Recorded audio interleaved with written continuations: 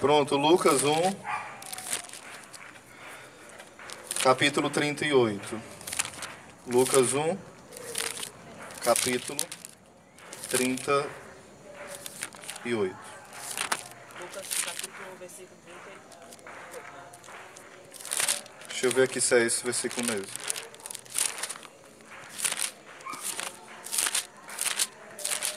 Quem achou, diga o que está escrito.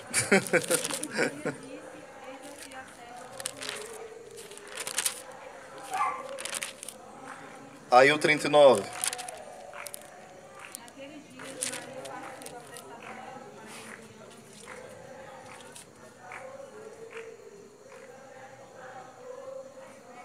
Toma, naqueles dias Maria pôs-se a caminho para a região montanhosa, dirigindo-se apressadamente a uma cidade de Judá. Eu falei para vocês no encontro anterior que Nossa Senhora ela é figurada em várias partes da Bíblia pelas mulheres bíblicas, como Ruth, Esté, Débora, não foi isso? Aí eu falei que a tipologia bíblica aponta para a realidade. O que é maior, o tipo ou a realidade? O símbolo ou a realidade? Vocês lembram? A realidade. Ou seja, tem, até eu dei o exemplo, né? Tem a aliança do casamento. O que é mais importante? A aliança símbolo ou a fidelidade do casal um para com o outro, né? Claro que é o sacramento do matrimônio e o casal, a fidelidade mesmo. Aquela aliança aponta para aquilo, é diferente, é um símbolo, é um sinal que une. Aí aqui é interessante que Nossa Senhora é apresentada como a Arca da Aliança.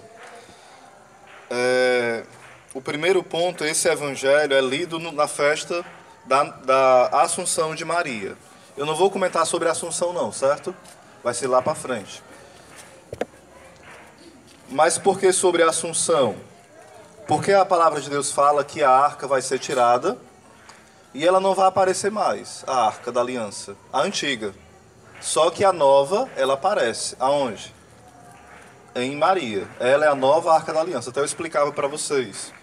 Dentro da Arca da Aliança tinha o maná, a vara de Arão e os mandamentos da lei de Deus. Tinham o quê dentro da arca? O maná, a vara de Arão e os mandamentos da lei de Deus. Dentro de Nossa Senhora, quem estava após ela dizer, faça-se em mim segundo a tua palavra? Cristo, eucarístico, o maná, aquele que vai ser o pão da vida, a Eucaristia, né? Aquele que é a nossa Eucaristia. Estava lá o Cristo sacerdote, no ventre dela, e o Cristo que é a palavra encarnada, entenderam? Os três símbolos lá dentro da arca apontam para Jesus. Então quem contém esses símbolos dentro? Símbolos não, né? Exatamente, é a arca, a velha. E quem contém a realidade dentro dela, quem é? Maria Santíssima. Aí perceberam como o símbolo é bem menor do que a realidade? Bem menor. Aí acontece algo que vai mostrar que Maria é a Arca da Aliança. Quando Isabel escuta a saudação, ela fala o seguinte: ora, quando Isabel ouviu a saudação de Maria, a criança lhe estremeceu no ventre, e Isabel ficou repleta do Espírito Santo. Primeiro ponto dessa visitação é que Nossa Senhora saiu apressadamente. A palavra apressadamente é o mesmo termo que é usado para uma característica do corpo ressuscitado.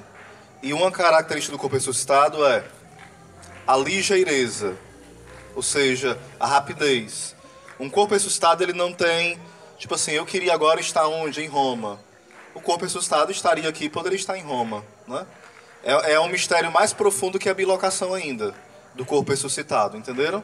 Não fica preso a espaço, a tempo, é um grande mistério. Então, o termo que o evangelista usa, Lucas, que é o evangelista mariano, né?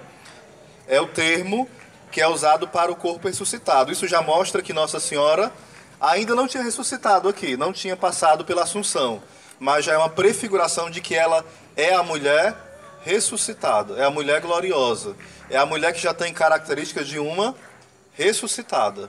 Ela não vai visitar Isabel como apenas uma parente, ou apenas uma mulher que vai servir, vai trabalhar na casa como empregada, uma secretária do lar. Não.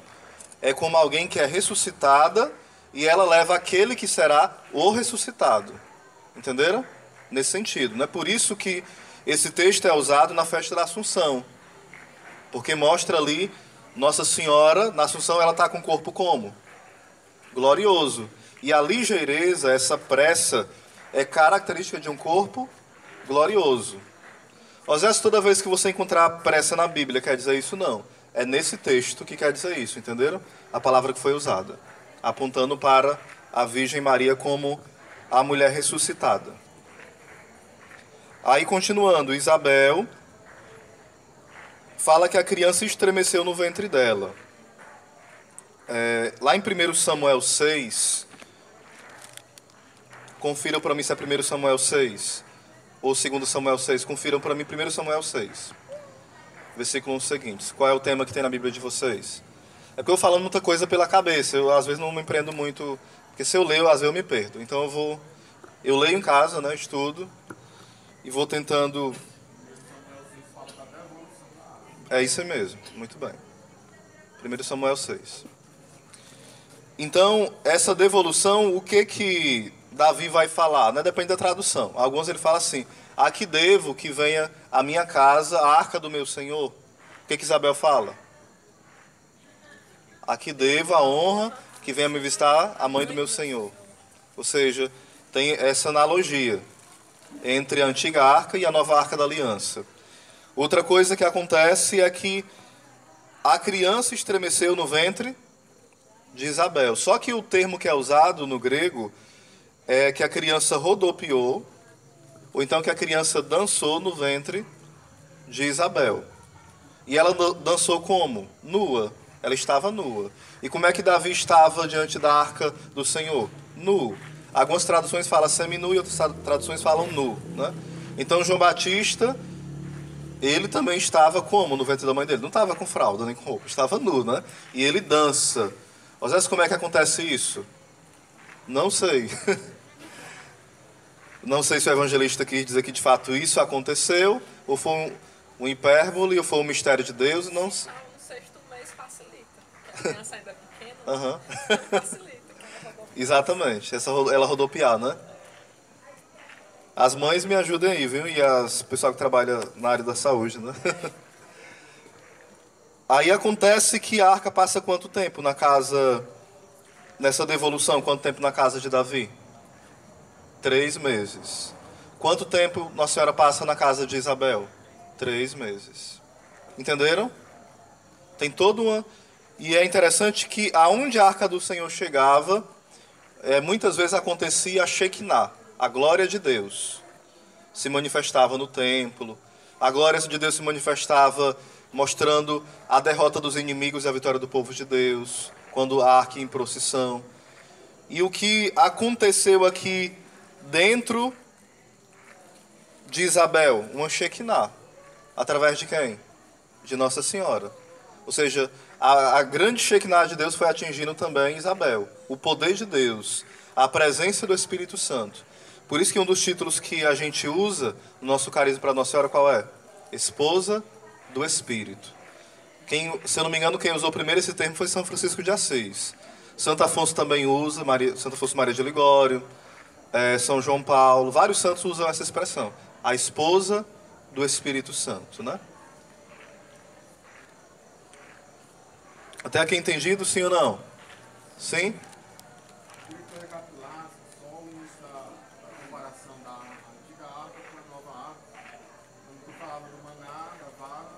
Pronto.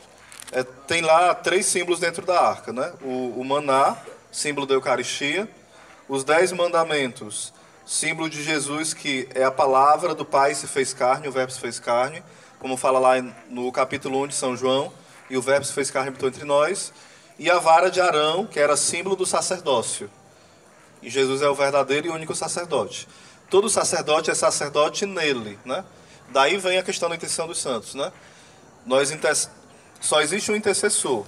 Quem é? Jesus. Mas nós somos intercessores porque nós estamos unidos a Ele. que é o evangelho de ontem, a videira, né? Os três de novo, né? Maná, a vara e os 10 mandamentos. É porque o outro irmão pediu lá atrás também, viu, Dani? Para repetir. Tranquilo até aqui sobre a visitação? Sim. Aí Nossa Senhora faz o que nessa visitação? Quando ela é elogiada por Isabel, Isabel fala o quê? Bendita és tu entre as mulheres, e bendito é o fruto do teu ventre. Aí aqui está a primeira parte, tanto em Lucas 1:26, como aqui a primeira parte da Ave Maria, né? Primeira parte da Ave Maria. E a igreja depois ela acrescenta a Santa Maria. A igreja vai acrescentar. A igreja tem esse poder porque ela é mestra e ela tem o poder das chaves, né? Que foi dada a Pedro lá em Mateus capítulo 16. E também em Lucas 10:16. Quem vos ouve, a mim ouve. Quem vos rejeita, a mim rejeita. E quem me rejeita, rejeita ao Pai. Ou seja, Deus vai dando a gente a consciência que ouvir a igreja é ouvir a voz dele. É ouvir a voz do bom pastor, né? Aí aqui Isabel, Santa Isabel elogia Nossa Senhora. O que ela elogia em Nossa Senhora? A fé. E é interessante que Santo Agostinho, eu repito o que eu falei na outra vez, né? Fala assim: seria impossível imitar Nossa Senhora na sua maternidade se Nossa Senhora não tivesse concebido primeiro Jesus no seu coração. Então por que um homem pode imitar a maternidade de Nossa Senhora? Porque a maternidade não é no ventre, é no coração, é na alma. O Cristo é gerado na nossa alma. Então um homem pode imitar essa maternidade. Entenderam? Porque essa maternidade, ela faz parte de entranhas de misericórdia que se dá na alma e no coração. Não é só quem é homem ou mulher que pode imitar essa virtude de Maria, né? Essa virtude materna, não. Claro que a mulher de forma especial, né, nesse ponto. Mas o homem também.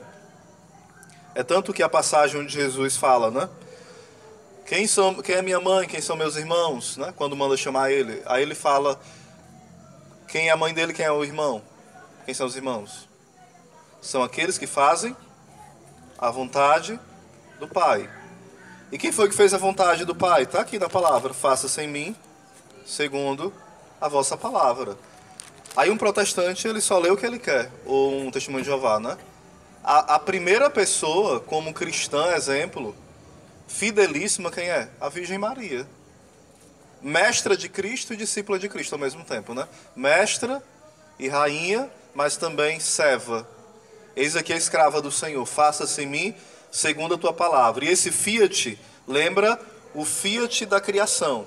Faça-se a luz, faça-se a terra, faça-se, né? Para mostrar que não mais a palavra está criando, a palavra está se encarnando. Para começar uma nova criação dentro da onde? Do novo paraíso. O que é o novo paraíso? A Virgem Maria. Lá era um paraíso feito de terra. Aqui é um paraíso feito de carne. E é um paraíso eterno que vai para o céu, né? Então Nossa Senhora é o exemplo de fé, modelo e mestra da fé.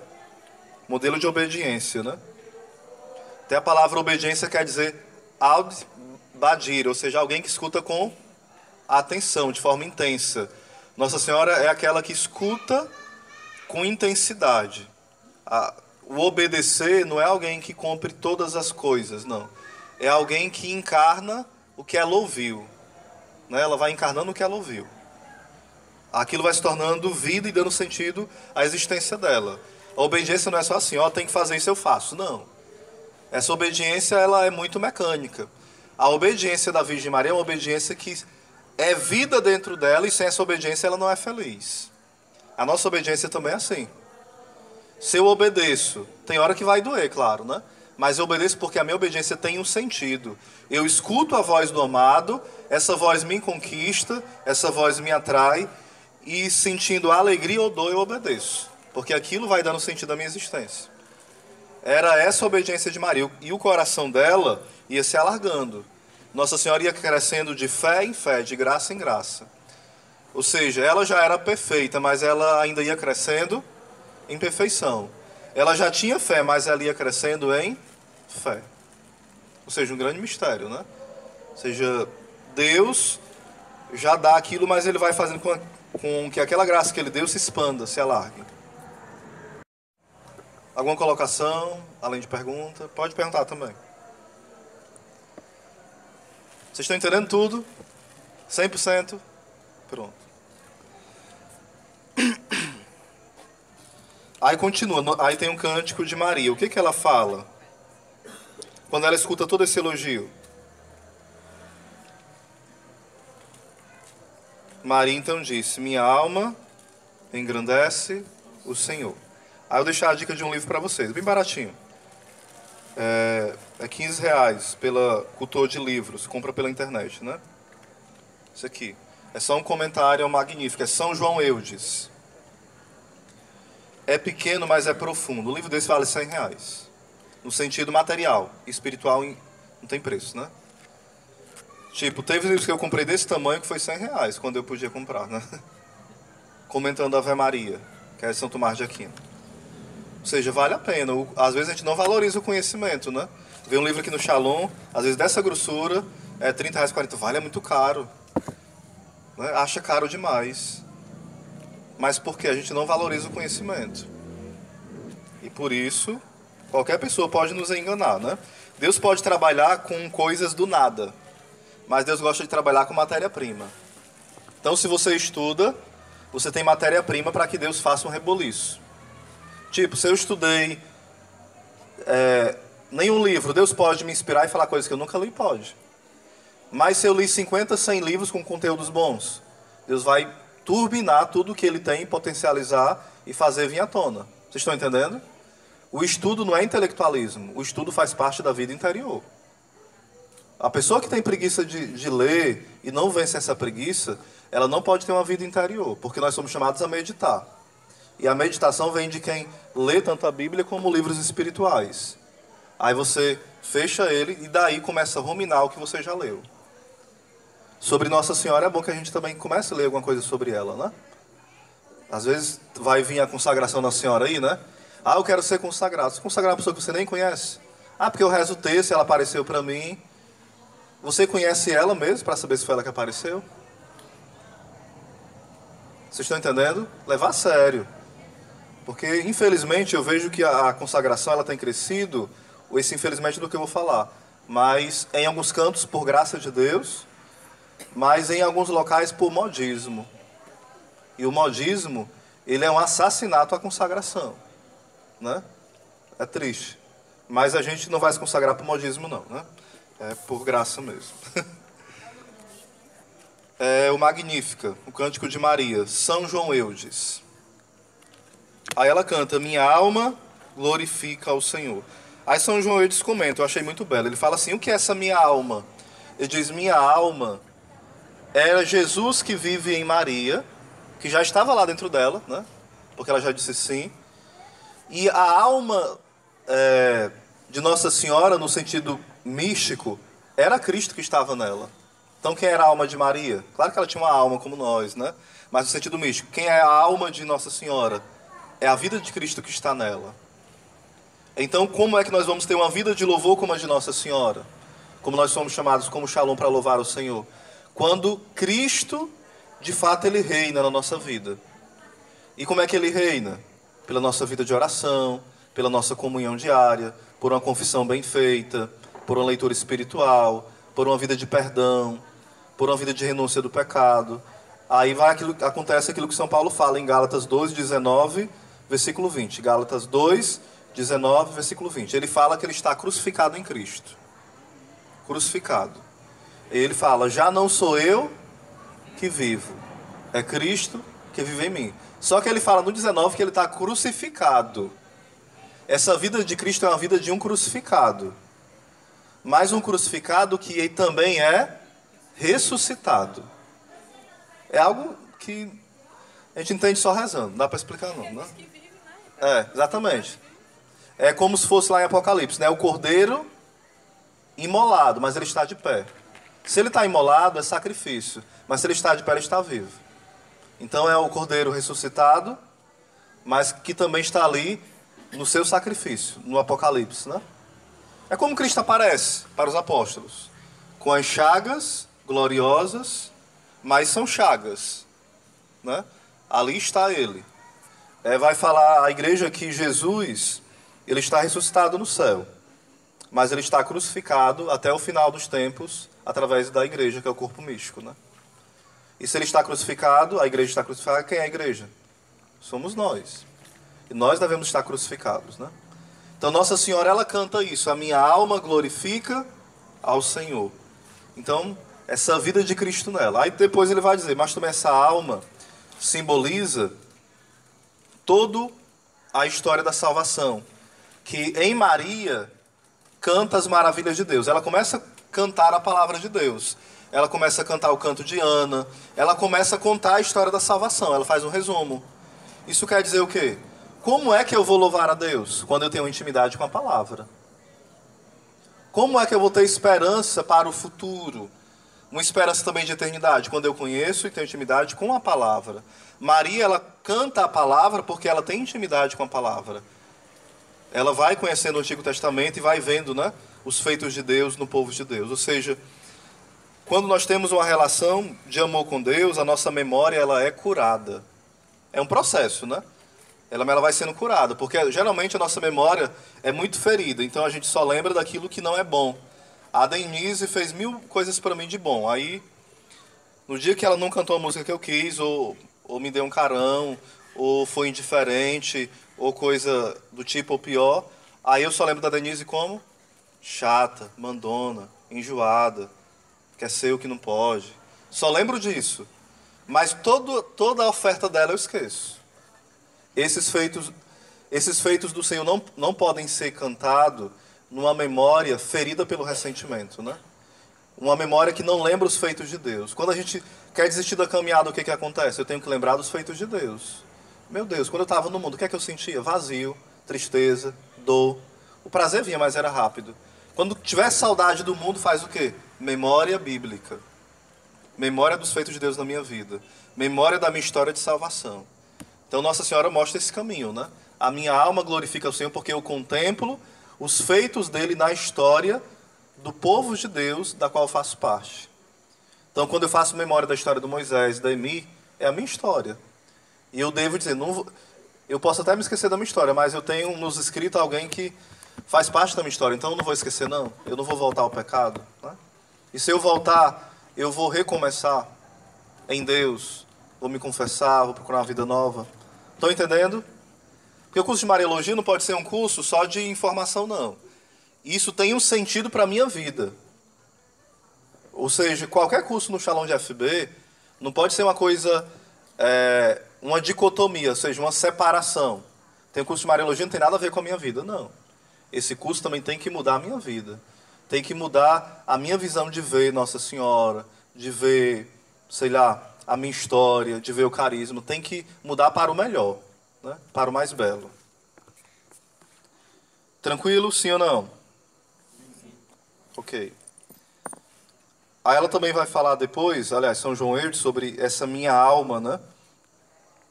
Vai dizer também que é a alma de Maria, que é pura, né? Que é santa e por isso ela consegue glorificar. Não tem empecilhos para o louvor. Não tem empecilhos para se render a Deus. E essa alma também, ela vai simbolizando a igreja, que sempre está em prontidão para louvar a Deus. Então, só uma palavrinha dessas, estão vendo, né? Minha alma. A gente não vai meditar rastão, senão aqui seria o curso todinho só sobre o Magnífico, né? Mas, e ela canta, todas as gerações me proclamarão bem-aventurada, feliz, santa. Ou seja, quando Nossa Senhora proclama, ela está como? Cheia do Espírito Santo. E é interessante que os muçulmanos têm respeito por Nossa Senhora. O protestantismo reformado, aliás, os reformadores, né? Eu diria que são deformadores, não reformadores, né? A gente reforma e permanece na casa, né? O protestante, ele quer derrubar a casa e diz que quer reformar, né? Então, um dos grandes comentadores do Magnífico é Lutero. Lutero, ele tinha um amor profundo por Nossa Senhora. E ele fez um sermão de grandes elogios à Virgem Maria. Ele falava que sobre Nossa Senhora, quando se fala dela, teria que ter carruagens em procissão cheias de ouro, né? Levando em honra a Nossa Senhora. Ele vai falar um texto enorme sobre Nossa Senhora. Será que os protestantes meditam sobre esse texto, hoje em dia? Não. Calvino, Zwingli e outros reformadores também elogiavam Nossa Senhora. E eles acreditavam que ela era sempre virgem, que ela era santa, que ela era de fato imaculada, que ela era mãe de Deus. Essas heresias que os protestantes falam hoje contra Nossa Senhora foram ressuscitadas de uns 100 anos para cá. Mas havia um profundo amor dos protestantes por Nossa Senhora. Eles não tinham perdido isso. Não tinha uma devoção profunda como o católico tem, né? Mas tinha ainda esses resquícios do que eles pegaram de nós. Se você for estudar o que Calvino fala sobre Nossa Senhora, claro que vez ou outra tem um texto que eles falam, o veneno já ia entrando, mas não tinha penetrado profundamente, né? Falam uma ou outra besteira, né? Mas na maioria é mais elogios. Então, esse ódio contra Nossa Senhora é um grande sinal do final dos tempos. Quando foi que começou o final dos tempos? Vocês sabem? Quando é a última hora? Quando é o final dos tempos? Desde que Jesus veio e subiu até a volta dele. Por isso São Paulo fala que é a última hora, né? Tá chegando, né? São Paulo falava que estava perto do fim, né? Ele achava que estava perto. Ele não só achava, ele tinha essa espera. Vocês creem que está perto do fim? Todos os cristãos honestos também acreditavam. E por isso se prepararam. Se a gente acha que não está perto, a gente não se prepara. Então não é uma teologia de medo, é uma teologia de esperar o amado. Né? É diferente. Não é a teologia protestante que eu fico morrendo de medo de ir para o inferno e vou me converter. Não. É a teologia de quem espera o amado. É assim uma alma mariana. Né? Nossa Senhora também é chamada de quê? De esposa. A esposa do Cântico dos Cânticos simboliza quem? As almas virgens, simboliza a Virgem Maria e simboliza a igreja. A esposa do Cântico dos Cânticos. Essa é a esposa, né? Então, a relação de Nossa Senhora com Jesus é a relação de mãe. É uma relação também de esposa, no sentido espiritual da palavra, né? Claro que carnal, esse termo não é usado para Nossa Senhora de forma nunca, de nenhuma forma. Quando fala o Espírito Santo é a esposa de Maria, a gente nunca pode imaginar uma coisa carnal. Nossa Senhora tem uma alma esposa de Cristo, nunca pode imaginar uma coisa carnal. Essa responsabilidade se dá nela toda, claro, mas não é uma coisa carnal. Entendido? Sim ou não? Ou é complicado? Quem entendeu, diga amém. Quem não entendeu, diga misericórdia. Ela não entendeu, né? O que foi que você não entendeu, minha santa? Mãe é um amor assim que é inclusivo. Se vier mais um filho, ela ama, sim ou não? Se ela tiver 10 filhos, ela ama todos? Se ela tiver 100? Se ela for mãe espiritual e tiver milhares? Sim. E a Virgem Maria tem milhões ou até bilhões de filhos, né? No sentido católico, né?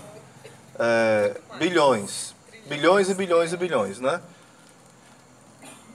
Ela é mãe da humanidade, mãe da igreja e da humanidade também, de todos, até os que não querem a maternidade dela, né? Só que os efeitos vai se dar na vida de quem quer, né? Os efeitos. Ou então na hora da morte uma intervenção, né? Na intercessão dela. Porém, para a esposa existe algo chamado exclusividade. O amor de irmão pode ser com vários irmãos, sim ou não? Sim. O amor materno com vários filhos. Mas o amor filial também, sim ou não? De várias formas. Mas o amor esponsal, ele é um amor exclusivo. Então Nossa Senhora tem um amor para com Deus de mãe mesmo, física, biológica ali, né? Mas ela também tem um amor de esposa, ou seja, Cristo é a razão de Nossa Senhora existir.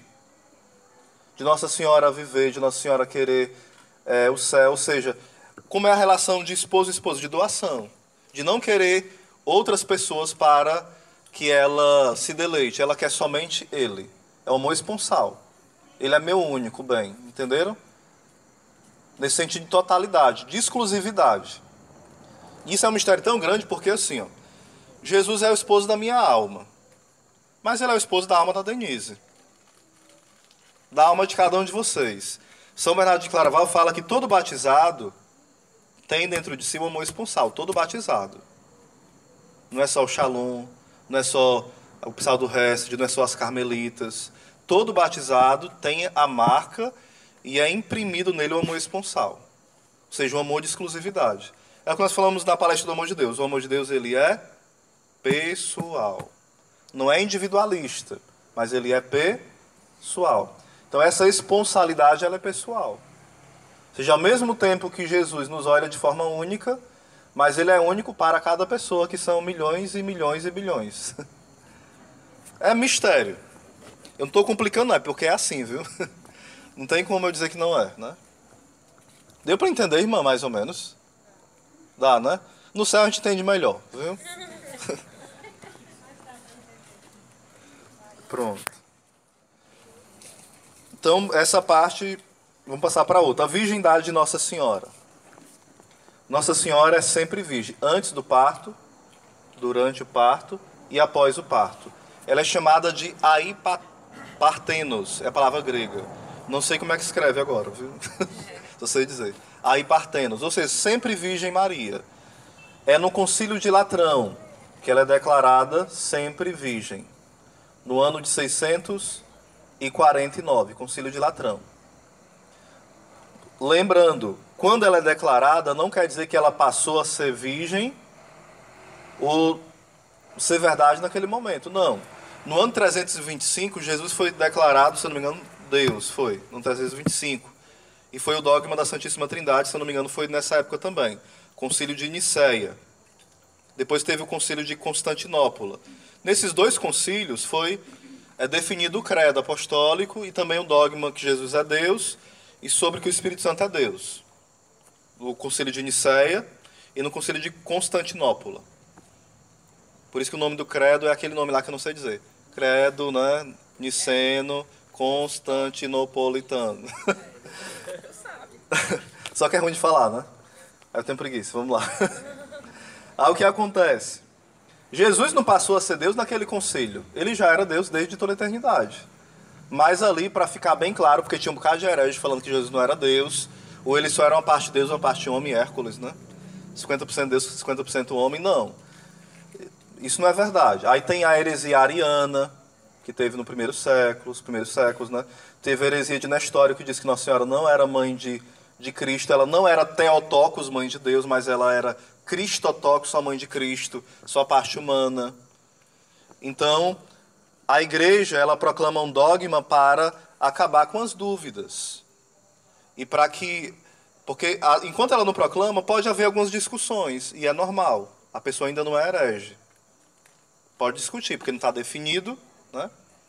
E mesmo quando algo não é dogma, mas tem coisas que fazem parte da tradição da igreja, mesmo sem ser proclamado dogma. Não precisa ser proclamado. O Papa falou, aqui, a partir de hoje eu digo que o demônio existe. Não. Sempre a igreja acreditou que o demônio existe. E os anjos. Então ela não precisa proclamar, né? E a partir de hoje eu declaro que o demônio e os anjos existem. Não, o credo já mostra, né? Que Deus é criador das coisas visíveis e invisíveis. Então, lá na tradição, no símbolo da fé, que é o credo, está depositado que os anjos existem. Então, tem coisas que não vão ser proclamadas. Pá, é assim. Porque já fazem parte do depósito fidei. Pode até anotar, depósito fidei, o depósito da fé. Ou seja, o tesouro da fé sempre foi daquele jeito. Sempre a igreja acreditou naquilo. Isso foi sendo melhor compreendido ao longo dos séculos. Então, a virgindade de Maria sempre se acreditou nela. Sempre. Se fala que, os estudiosos, Fulton Sheen também e outros, né, fala que começou a se falar sobre a virgindade de Maria logo após a ressurreição de Cristo. Porque o que interessava mais era falar sobre Cristo. Sobre as coisas relacionadas à vida dele, começou a se falar logo após a sua ressurreição, né? Esses mistérios de Maria em relação a Cristo e outros mistérios após a ressurreição. Aí, onde é que eu estava? Eu perdi um pouquinho o fio da meada. Sempre Virgem Maria, Concílio de Latrão. Então é proclamado no ano 649. Aí, repito, não quer dizer que antes não se acreditava. Não se acreditava. Mas quer dizer que a partir dali não pode ter nenhuma dúvida que ela foi virgem antes, durante e pós o parto. Por exemplo, a Imaculada Conceição. Sempre houve um debate. Até uns tempos atrás aí. Porém, depois foi definido o dogma, não pode ter mais debate. Pode ter aprofundamento no dogma, para entender melhor. Como é que nós agimos como católico em relação a Nossa Senhora e em relação também a qualquer dogma? Primeiro, eu acredito. Depois eu procuro entender.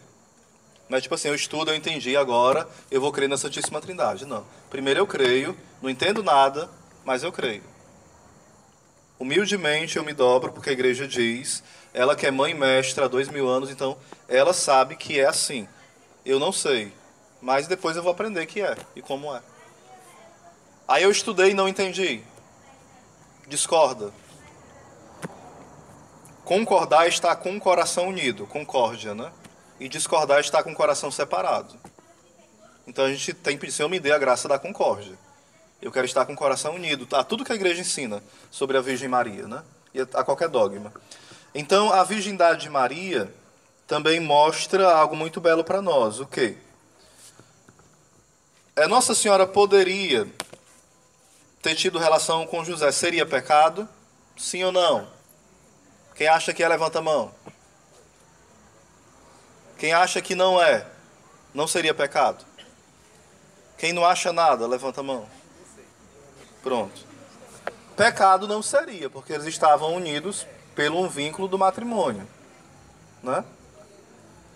Porém, e se Jesus tivesse sido gerado, vai soar parecendo heresia, viu?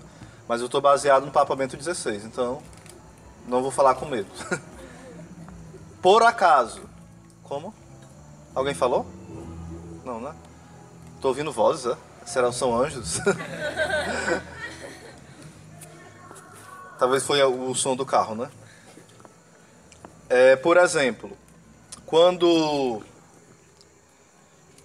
Nossa Senhora estava casada com José. Se José tivesse tido intimidade com Nossa Senhora e o anjo não tivesse prometido que não ia ser pela virgindade e tivesse nascido Jesus, Jesus seria Deus? Sim, seria. Pelo ato conjugal que houve. E não haveria nenhum pecado. Embora os santos padres, como eles têm uma visão muito profunda, né, eles não querem nem pensar nessa possibilidade, porque assim, por exemplo, o Fulton Sheen, né, que ele vai ser canonizado daqui a um tempo, se Deus quiser, já é servo de Deus, é um arcebispo. E ele fala o seguinte: Abraão, quando ele perdeu Sara, ela foi levada pelos inimigos, Abimeleque, Deus não permitiu que nenhum inimigo tocasse de forma sexual, violasse a sexualidade de Sara. Deus fez de tudo para proibir e para evitar que Sara fosse tocada por qualquer povo inimigo, por qualquer pessoa que desejasse ela. E teve de fato até um homem que a desejou, mas Abraão falou que era irmã dele, então o homem respeitou, né? Então Deus foi preservando por diversas formas quem? Sara. E teve uma vez que até o Senhor se comunicou com o inimigo do povo de Deus, de alguma forma, agora não lembro qual foi, e falou que ele teria as consequências se tocasse, de alguma forma, na esposa de Abraão. Aí Fulton Sheen fala o seguinte: se Deus tinha tanto ciúme de Sara, que era casada com Abraão, imagine o ciúme que Deus tinha da Virgem Maria. Ela teria que ser intocável, no sentido da sexualidade, né? Não por ser pecado, mas porque a sacralidade é tão grande, que é melhor nem pensar em algo desse tipo. Tipo, a Arca da Aliança, ela era coberta de ouro, né? É um símbolo que Nossa Senhora não se corrompe. E não se corrompe de nenhuma forma, nem perdendo a virgindade, nem pecando e nem apodrecendo. Então o ouro na Arca da Aliança, na antiga Arca da Aliança, é um símbolo da não corrupção da Virgem Maria. Ela não ia se corromper, porque ela não ia pecar nunca, nem nascer com pecado, nem ser concebida em pecado. Ela não ia ser violada na sua virgindade e nem ia apodrecer, ter o seu corpo apodrecido. Ou seja, esse ouro na Arca Antiga simboliza tudo isso na Virgem Maria. Como é belo, né? Esse simbolismo. Então, se fala também que José, ele fez o voto de virgindade. E ele era jovem. Os ícones mais antigos, e até os de hoje, colocam José como velho, né? Como idoso. Aí alguns não. Mas por quê? Se queria tanto preservar a virgindade de Maria, que colocava que Maria casou com quem? Uma pessoa bem idoso, que não tinha nem desejos mais. nem tinha uma pulsão, uma virilidade, né? Não tinha. Então era a forma de proteger a Virgem Maria. É uma forma ingênua, não é a forma ruim, mas hoje a igreja vê, e há muitos séculos mais próximos de nós, que o que protegeu foi que o olhar de José e de Nossa Senhora estavam sobre quem? Quem era a grande razão do existir deles dois? Era Jesus. Gente, isso é a nossa experiência com Deus, né? Leva o homem que é casado a ser fiel à sua esposa para sempre. Leva o padre a dar a vida para sempre, se for um bom padre, né? Leva o celibatário a ofertar todos os seus desejos. Por que não aconteceria isso com José e Nossa Senhora? Que excede, que é bem mais virtuoso do que qualquer um padre, qualquer uma consagrada, qualquer freira. Não é difícil pensar que os dois nunca tiveram nenhuma intimidade. Aí tem uma passagem que fala assim, né? Agora eu não lembro, é em Mateus. É porque eu queria provar a virgindade, mas não queria provar igual o estilo protestante, não. Porque às vezes a gente pega uma mania, sabe? Mais o que o magistério diz, usa mais o que os santos falam. E como eles usavam a Bíblia, eu vou pegando esse texto e interpretando com o coração católico. Porque a mania que se pegou agora eu não acho ruim. Mas, não, eu provo na Bíblia. Aí começa a brigar um com o outro. E se não achar na Bíblia? Ou então eu tento forçar uma interpretação bíblica que a igreja não interpreta daquela forma para tentar convencer o irmão. E eu estou até dizendo uma coisa que a igreja não diz acerca daquele versículo. Forçando a interpretação. Interpretando pessoalmente, mesmo sendo católico, para vencer o debate contra uma seita. Ou seja, eu me torno um herege para vencer um herege. A igreja não quer isso. Que eu me torno um assassino para acabar com os assassinos. Vocês estão entendendo? Não tem. Se bem que quando eu vou conversar com um protestante, ele pergunta onde está na Bíblia, eu digo, né? Tranquilo, ele está perguntando. Mas se eu for querer provar, eu estou dizendo que ele está certo, que tudo tem que estar na Bíblia. Quem disse isso, que tem que estar na Bíblia tudo? O nosso tripé é o magistério, é a tradição, que é a tradição oral, né? Aqui é a tradição escrita. A tradição oral e o magistério. Magistério, tradição oral e tradição escrita. Esse tripé ele vai tendo o mesmo valor. É como se fosse o magistério, papa, os cardeais, é a cabeça. A tradição escrita, a mão, a tradição oral, a mão. Então é aqui. A tradição oral, a tradição escrita vai nos moldando. E quem vai conduzindo essas mãos para nos moldar? O magistério, né? O Espírito Santo, que é a alma da igreja, vai agindo no magistério. Então a gente deve ter essa visão católica. Vocês estão entendendo, sim ou não? E quem vem para esse curso fala assim, vamos agora anotar um monte de versículo bíblico para debater com os testemunhos de Jeová. Você faz com outra pessoa, comigo não vai ser assim. Certo? Porque não é essa forma católica de fazer um curso de Mariologia em nenhum curso. A Bíblia entra porque faz parte, mas ela não é a centralidade. Ela é uma das partes fundamentais da nossa fé, mas não é a única. Isso pode soar estranho no ouvido de alguns. Soou estranho, sim ou não? Sim? Por quê? Porque a nossa cabeça é praticamente meia protestante. Nem que a gente não queira. E no Brasil até acontece muito isso, o biblicismo, né? Acho que aquela palavra que Jesus diz assim, né? Vocês farão coisas muito maiores do que as minhas, se prova aí. Né? Exatamente. A gente muitas vezes não acredita, né? Mas a graça de Deus, a misericórdia de Deus, né? Até quando ele diz, bendito aqueles que acreditam sem terem visto. Isso. Né? Porque nós vemos, né? Os discípulos, aquele povo, e até na Bíblia nós vemos, né? Então a gente precisa ter a fé baseada nessa experiência com Deus, na experiência com a Eucaristia, que é a única igreja em que nós temos o próprio Cristo. Né? Na Eucaristia, Exatamente. que é acho que o maior dom da igreja é a Eucaristia. Né? Então realmente precisa de uma fé viva e alicerçada realmente na igreja. Né? Isso mesmo. Tipo assim, ó, vai formar o grupo de Mariologia, aí eu vou fazer o seguinte. Essas partes bíblicas eu posso colocar como adicional, entenderam? Mas não é o suprassumo do curso. Não é o principal, não é o essencial. Então eu posso colocar como adicional lá no grupo do WhatsApp. Olha, como responder um protestante sobre a virgindade, né? Com as passagens bíblicas eu mando sobre isso, tá bom? Mas aqui não vai se focar só nisso, né? Mas vamos dizer uma passagem. Quando eles falam, por exemplo, que fala assim, José não conheceu Maria até o dia que levou ela para casa. Até. Ou seja, esse até eles entendem como? Que depois, mais um até na Bíblia várias vezes, quer dizer para sempre.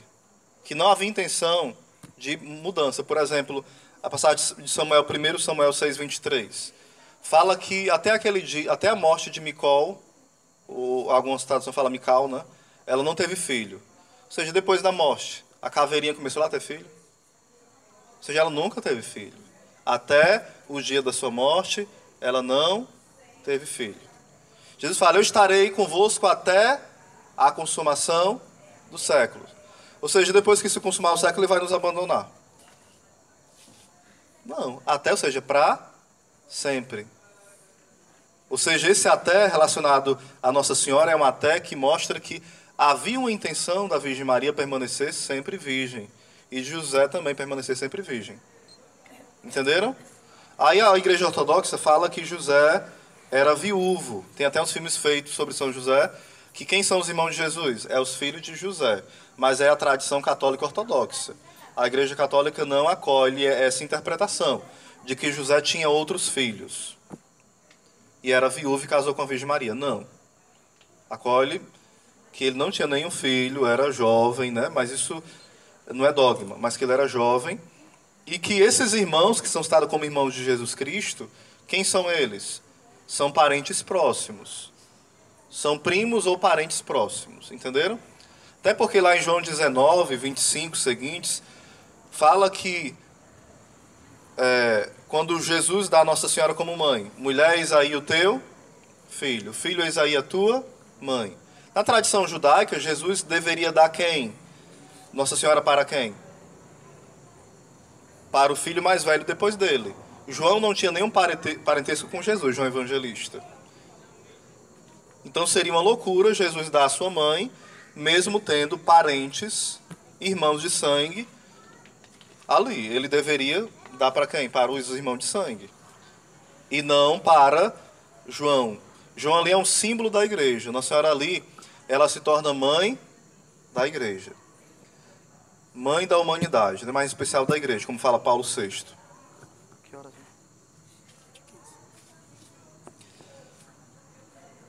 Eu queria estender mais o tempo, mas é porque assim, tenho que pegar a topic. Aí infelizmente vai ser curto mesmo, né? É muita coisa. Tinha que dar 3 aulas hoje, mas só consegui dar uma e o começo da segunda. Vocês estão vendo que o tema é profundo, não é porque eu estou espremendo. Porque Nossa Senhora é um mistério mesmo, né? Não é um açude nem uma lagoa, é um oceano mesmo. Algo que acontece sobre aquela passagem que eu comentei, né? Chegam e falam, a tua mãe e teus irmãos estão aí. O que Jesus fala? Minha mãe e meus irmãos são aqueles que fazem a vontade do meu Pai que está no céu. Aí os santos falam o seguinte, naquela hora, Jesus ele quis dizer também uma das coisas. Você não é mais a minha mãe. Você é a mãe não só minha, mas é mãe deles. Eu já estava profetizando que ela ia ser mãe da igreja. E lá na cruz, lá é confirmado e consumado. Nossa Senhora se torna ali, né? Nossa Senhora dá a luz a Jesus Cristo na alegria. E não sente dor. Isso também não é dogma não, viu? Mas a Suma Teológica fala que, e vários santos falam, né? Que Nossa Senhora não sentiu dor na hora do parto. Não sentiu. Vários santos falam isso, né? E vão dar as razões por quê. Aí vai falar os santos. No nascimento de Cristo, que é a cabeça da igreja, Nossa Senhora não sente dor. Mas no nascimento da igreja, que é o corpo místico de Cristo, Nossa Senhora dá a luz na dor. Ali uma espada de dor transpassará a tua alma. Ou seja, ali, quando a lança é colocada no lado de Jesus ali e é enfiada, Jesus não sente mais a dor, mas Nossa Senhora sente aquela dor na alma. E ali está sendo gerada e já está sendo acolhida a maternidade de Nossa Senhora sobre toda a igreja. Então é um grande mistério, né? Então, você tem um santo como patrono, como amigo, é algo muito bom, salutar, nos ajuda no caminho de santidade. E não tê-lo não seria um pecado. Mas não ter Nossa Senhora como mãe, como rainha, como senhora, é um caminho muito perigoso que pode nos levar à perdição. Não é algo a mais. Nossa Senhora não é um adereço, não é um enfeite. Ela é fundamental na vida de um católico. Um católico que não tem uma proximidade de Maria, ele está em crise. É uma crise mesmo. É normal você falar que alguém não tem devoção ao santo, mas é muito anormal. Estou dizendo que é certo, não. Estou dizendo que é normal, é comum. Mas dizer que um católico não tem uma profunda amizade, uma profunda devoção à Virgem Maria, tem alguma coisa errada. Ou ele tem um pensamento contaminado pelo protestantismo, ou uma ferida com a mãe, ou uma ferida com um ser feminino, né? Ou uma ferida na sexualidade dela. Tem uma coisa que afasta ela de Maria, de Nossa Senhora, né? Sobre a virgindade de Nossa Senhora, lá em Isaías 7,14 fala o seguinte: eis que uma virgem conceberá e dará à luz um filho. Isaías 7,14. Na tradução hebraica, essa virgem é traduzida por moça ou por jovem, ou pode ser também virgem. Na tradução grega, que é a que Mateus pega, ele pega esse texto de Isaías e ele fala que se cumpriu essa profecia. Só que ele usa o termo virgem. Ele usa a tradução Septuaginta, a tradução grega. Isso mostra o quê? Que a igreja tem o poder de interpretar. Já mostra em Mateus. Ele poderia interpretar que era apenas uma jovem, uma moça. Mas ele falou que era uma virgem. E ele não pegou a tradução hebraica, a tradução primeira. Ele pegou qual tradução? A segunda. Está vendo esse poder da igreja já sendo exercitado no Novo Testamento? E ele interpretou que era Nossa Senhora, ali em Isaías 7,14. Esse grande sinal, que vai estar em Apocalipse 12, né? O sinal no céu. Um grande sinal no céu. Você vê que a Bíblia ela tem essa interligação, né? Isaías 7 fala do sinal. Apocalipse 12 fala já do grande sinal no céu, de uma virgem, da mulher que dá a luz, né? E interessante também que... Perdeu o fio da meada aqui não. Se eu não me engano, São Boaventura. Ele fala o seguinte, e São Justiniano: assim como a luz, ela passa pelo vidro, a luz do sol, sem quebrar, assim passou Jesus sem romper a virgindade de Maria.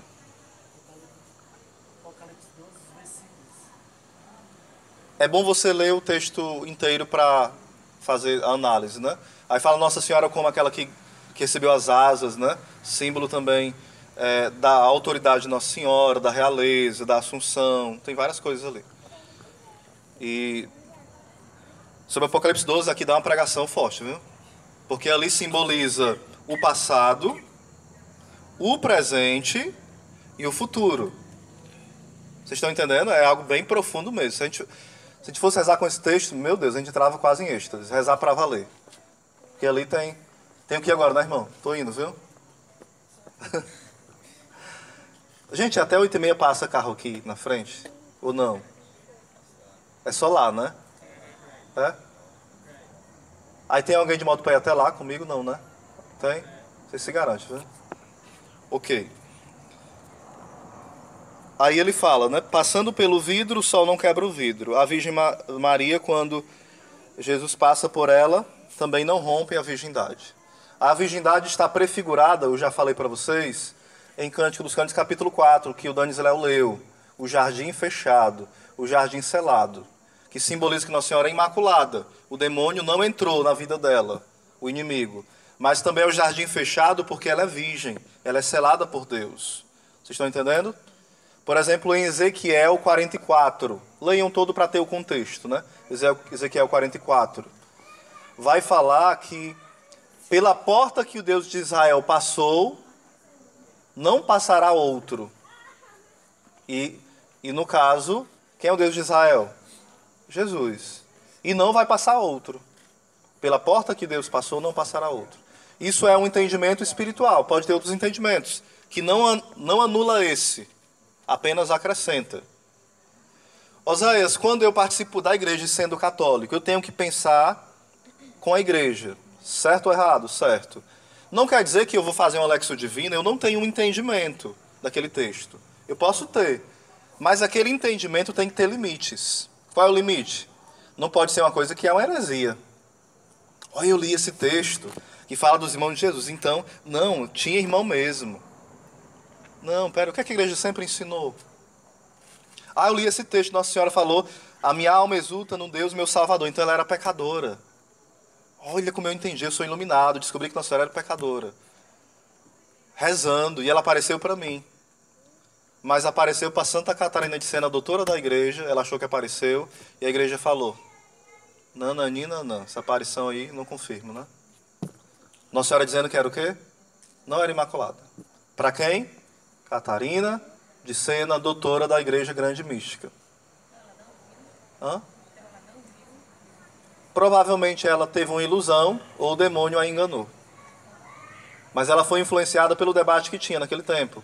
Porque os dominicanos, a qual ela pertencia, pela ordem terceira, achavam que Nossa Senhora é imaculada após as primeiras semanas que ela foi gestada. E ela nasce imaculada, mas ela não foi concebida imaculada. Já os franciscanos, não. São Francisco lá, né? Ela é imaculada desde a conceição. Entenderam? Aí ela foi influenciada de alguma forma por esse pensamento teológico dos dominicanos. Por isso que, às vezes, as nossas revelações, a gente precisa pedir muito discernimento ao Espírito. Porque ela pode ser influenciada por coisas que nós lemos, o que nós ouvimos. Por isso, o seu ouvido não pode ser um pinico. Nem o seu olhar pode ser um local de porcaria. Se você se alimenta o seu olhar com coisas boas, o seu ouvido, os seus sentidos, você vai ter matéria-prima para que Deus opere ali. Mas se você só alimenta com porcaria, Deus pode até operar. Mas pode vir um bocado de besteira junto com aquilo que é bom. Deus dá a palavra e você ainda acrescenta o veneno junto. Vocês estão entendendo? Pode acontecer. Tipo, a Denise está com raiva aqui do Psal do Shalom, né? Aí na profecia, meus filhos, eu vos chamo a sair desse adultério, esses corações duros, né? Aí começa a misturar uma profecia na carne com os sentimentos dela e tarará. Pode acontecer, indireta, né? Dando indireta. Entendeu? Os carismas, a gente precisa muita prudência. Se os santos tiveram essa experiência dolorosa, imagine nós. Mas também essa Santa Catarina de Sena, ela foi lá perto de Jesus, do Papa, corta aí, corta. E falou assim para ele, que ele tinha saído de Roma, né? Volte para Roma, porque sinto cheiro de inferno lá. Ele teria que voltar para continuar sendo essa autoridade como referência. Ele tinha saído com medo, né? E ele pegou as malinhas, foi ela e outra santa mística lá, né? Ele obedeceu. Ou seja, a igreja reprova quando é preciso e obedece os santos, se for o caso, quando é preciso. Isso é católico. Entenderam? Então, quando a Denise for preciso, ela mesmo sendo assim, sempre é Denise, né? Hoje é a cobaia. Aí o que acontece? Ela vai obedecer mesmo que pareça que a comunidade esteja esmagando ela. Mas vai ter vezes que ela vai ser uma voz de Deus para corrigir uma autoridade. Talvez até mim, em algum local. Entenderam? Isso é a ação da graça. Não está ali em uma pessoa só. A graça, ela é compartilhada. Amém? Sobre a virgindade de Maria, eu vou olhar eu vou continuar assim. Eu acho que tem muita coisa para falar ainda. Muitas coisas belas. Uma que os santos falam é, assim como Cristo passou pela porta, com a porta fechada, ele também fez esse milagre e passou pela porta e ela permaneceu fechada. Nossa Senhora é o quê? A porta. Jesus é o quê para nós? A porta. É duas portas? Não, estão bem unidas. É unida, não é separada. Não é duas portas. Quando você entra por Maria, você está entrando aonde? Em Jesus. Amém? Então, acho que os meninos vão rezar com vocês, né? Um pouquinho lá. E eu vou pegar o beco. Deus abençoe e rezem por mim, tá bom? Shalom.